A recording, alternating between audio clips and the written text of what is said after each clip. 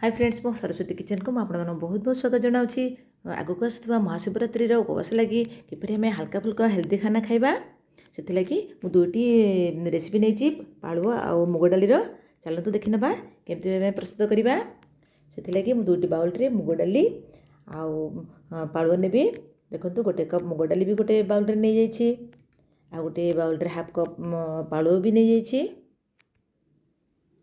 बर्तमान से पानी देदेबा मु अध ग्लासटे पानी से दे देती घंटाटे बतुरवा छाड़देवा आम मुग डाली भी गोटे ग्लास पानी देदेबा ताकू भी छाड़देवा गोटे घंटा देखु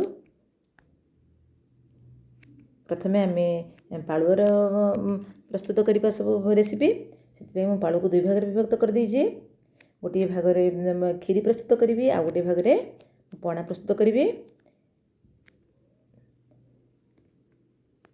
देखो बर्तमान आम पणा प्रस्तुत करवा से लगी आम गैस उपर कड़ाई भी दे दीचे कड़ाई भी लो मीडियम फ्लेम रखीचे ताको भल भाव पालू गोटे घाटी ताको कड़ाई पकईदेवा लो मीडियम फ्लेम रे ही ताको घाटिबा जमी तार बढ़िया गोटे डो प्रस्तुत हो पालू हेल्थ पे बहुत भल तार औषध गुण भी बहुत अच्छी आम पूजा व्रत भी ताको व्यवहार करुचे। चलतु आपण मैंने पूजा दिन तो विभिन्न प्रकार फ्रुट्स सागु इत्यादि खाऊे किंतु आज मु नुआ आइटम नहीं आसी पालुदान देखु धीरे धीरे आमर पालुआर जंतुणी बा डो प्रस्तुत हो गला देखिले बहुत कम समय भी रेडी होगला ताकू बर्तमान ठंडा हाँपी छाड़देवा ये तो हो गला भी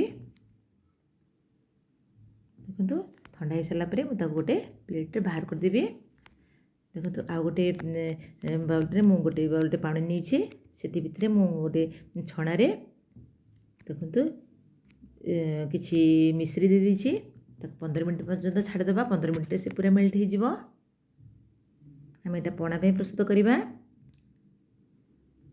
चलतु 15 मिनट छाड़ा भितर आम देखो देखी ना केमती भाव में आमर पालु पणार डोटा प्रस्तुत होती देखिले बहुत माने हार्ड भी होगला बर्तमान आम पालु खीरी रेडी करवा देखो पालुर खीरी जो पालु को रखी बाउल रेडी करी देखो मुझे चीनी क्षीर काजू आ किसमिश आ तेजपत्र अलैच गोलमरीच लवंग भी किसी नहीं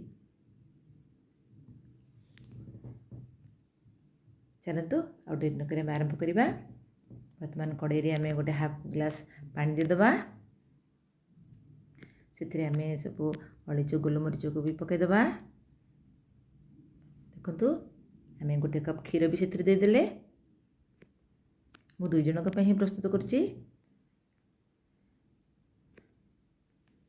देखु से चीनी भी हाफ कप देदेबा आम भल भाव मिसईदेबा ताको भी मीडियम फ्लेम रे ही रखिबा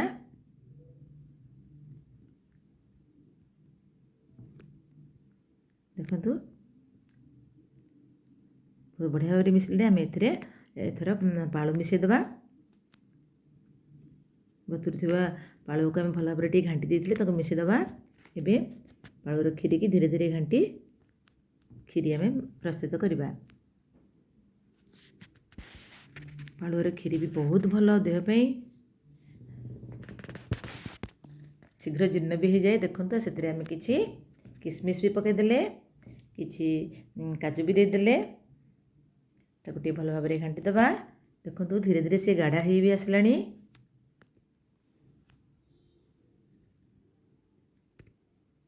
पूजा व्रत मानक पालु खीरी आम खाऊ जहाँकि शीघ्र जीर्ण भी हो बहुत भी भल लगे देखु बढ़िया भाव में आमर खीरी प्रस्तुत हो गला गोटे बाउल आम बाहर करदे भी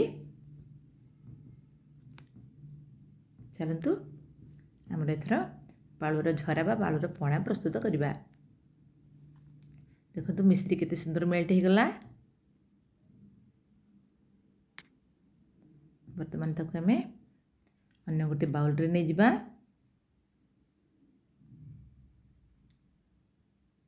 बर्तमान से मिश्री पानी की आम बाउल पकईदे।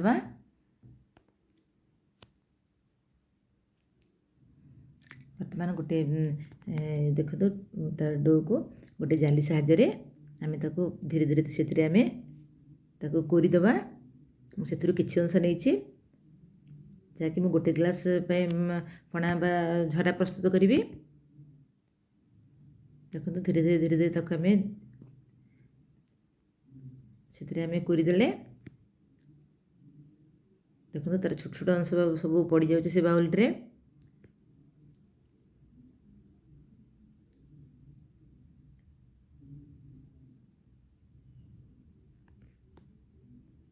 देखु एमती ही आम से सब कोरी पकईदे। मुझे गोटे ग्लास पे नहीं कि बड़का डो भी प्रस्तुत करी। देखो बहुत बढ़िया भाव में मुझे किसी अंश थे कोरी पकई। गोटे लेंबू फाड़ भी से चिपीदे भल भाव आम चिपुड़ीदे जमी। देखो तो बहुत बढ़िया गोटे पणा भी प्रस्तुत हो गला। पालु पणा पेट पर बहुत ठंडा भल लगे उपवास व्रत पीवाई। आपड़ जदि चीनी न खाती जदि मिठा न भल पाते आप सुगर फ्री पकई खाईपर।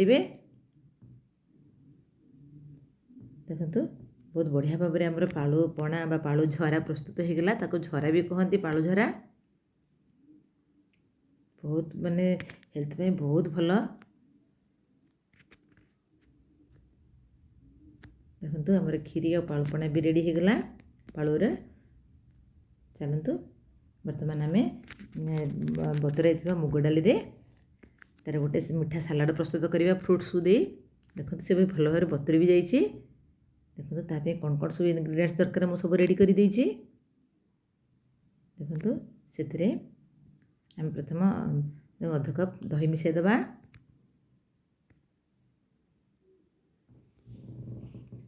देखो से अध कप चीनी भी मिसईदे। देखो मुझे गोटे अध बाउल नहीं जाइए छोट बाउल रे नड़िया कोर से भी मिसईदे। देखो मु एप्पल कदली अंगूर भी नहीं छोट छोट काटी भी देछि। देखो सब धीरे धीरे सब मिसई दूचे से आपड़ आउर भी चाहिए तारे डालिम मिसई पारे और विभिन्न प्रकार फ्रुट्स भी मिसई पारे। देखो कि अलैच गोलमरीच गुंड कर मिसई देछि। तार बढ़िया स्मेल भल फ्लेवर भी आसो। ताको टिके भल भाव में मिसईदे।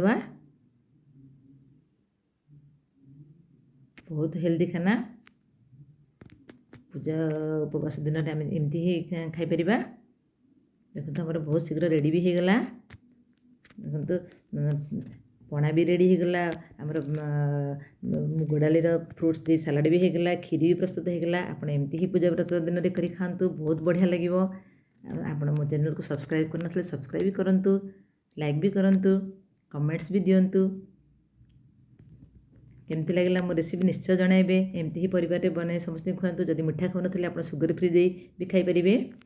देखु मो रेसिपी जदि भल लगे आपण मैंने निश्चय जनइबे। पुणी मोर नेक्स्ट रेसिपी नहीं आसबि। रोची धन्यवाद नमस्कार।